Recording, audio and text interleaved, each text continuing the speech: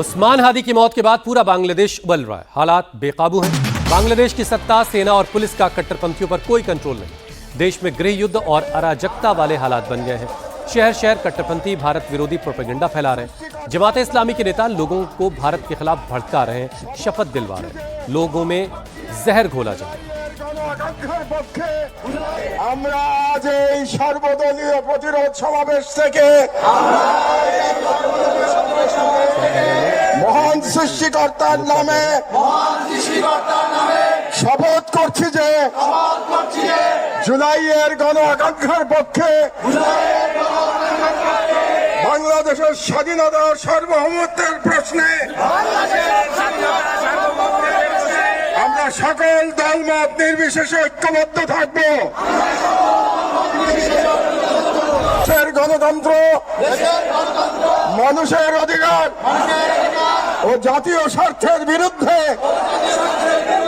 যে কোনো দমনমূলক ফ্যাসিবাদী ও পরাধীনতামূলক রাজনীতির বিরুদ্ধে প্রতিরোধ করে তুলব। ভারতীয় আধিপত্যের তাবেদার জনবিরোধী ও রাষ্ট্রের স্বার্থ বিরোধী শক্তি, গুম খুন ও গণহত্যাকারীদের দল, ভারতের মদস্পুষ্ট আওয়ামী লীগ, তাদের সহযোগী, তাদের পক্ষে বাদ উৎপাদন করে কালচারাল ফ্যাসিস্ট কাউকে এই বাংলাদেশে অপরাজনীতি করতে দেব না। और बांग्लादेश में कट्टरपंथियों ने अब हिंदू समुदाय के लोगों को टारगेट करना शुरू कर दिया है। जमात के कट्टरपंथियों ने एक हिंदू रिक्शा चालक की बुरी तरह से पिटाई की। यह घटना झेनाइदा इलाके की है। रिक्शा चालक को पीटा गया। इस पिटाई का वीडियो सामने आया है, जिसमें कुछ लोग एक शख्स को पीट रहे हैं। मौके पर सेना और पुलिस के जवान भी मौजूद हैं। इसके बावजूद कट्टरपंथी उसे खींच ले गए। पुलिस वाले हिंदू युवक को पकड़े हुए हैं। इसके बाद पुलिस वाले उस शख्स को पकड़कर ले जाते दिखाई दे रहे हैं। इस दौरान कट्टरपंथी उस पर हमला करते हुए भी दिखाई दे रहे हैं।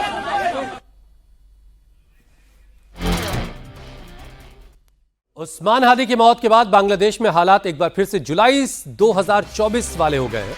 जमात और कट्टरपंथियों ने पूरे बांग्लादेश पर एक तरीके से कब्जा कर लिया है। मोहम्मद यूनुस की सरकार खामोश सी दिखाई देती है।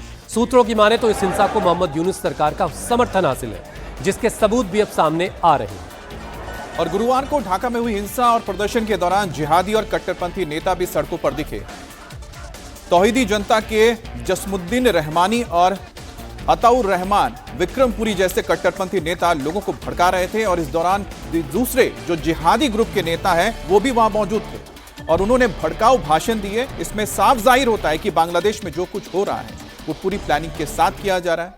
जसमुद्दीन रहमानी अल कायदा से जुड़े ग्रुप अंसारुल्लाह बंगाल टीम का प्रमुख है। अवामी लीग सरकार के दौरान आतंकी गतिविधि में शामिल होने पर शिकंजा कसा।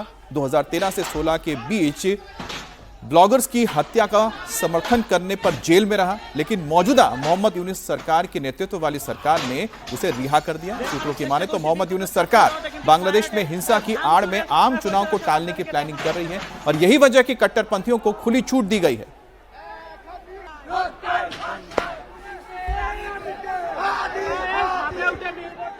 बांग्लादेश में हिंसा और प्रदर्शन शहर से अब बॉर्डर एरिया तक भी पहुंच गया है। इनकलाब मंच और जमात के कट्टरपंथियों ने बेनापोल से भारत के बॉर्डर तक मार्च किया। इस दौरान कट्टरपंथियों ने भारत के खिलाफ नारेबाजी की। कट्टरपंथियों की मांग है कि पूर्व पीएम शेख हसीना को बांग्लादेश को सौंपा जाए।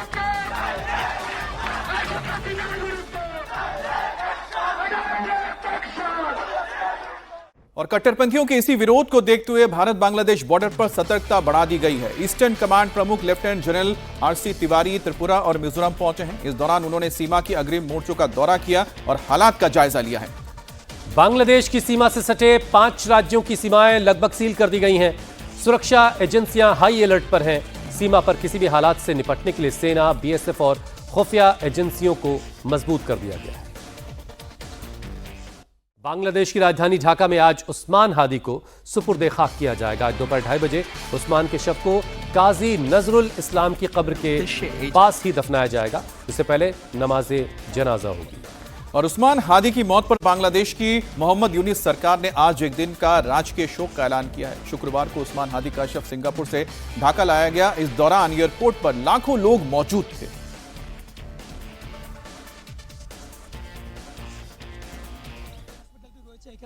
এসে পৌঁছিয়েছে এবং ঠিক অল্প কিছুক্ষণের মধ্যে